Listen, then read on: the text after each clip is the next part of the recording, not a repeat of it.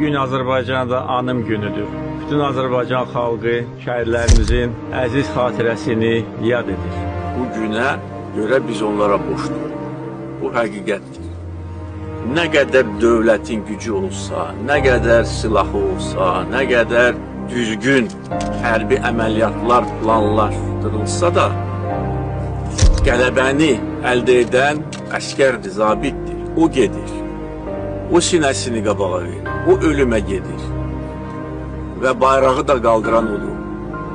Onların qəhrəmanlığı heç vaxt silinməməlidir və silinməyəcək.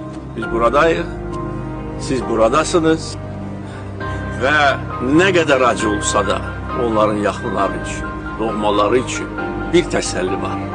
O da odur ki, onlar canlarını fəda edərək tarixi zəfər çalır.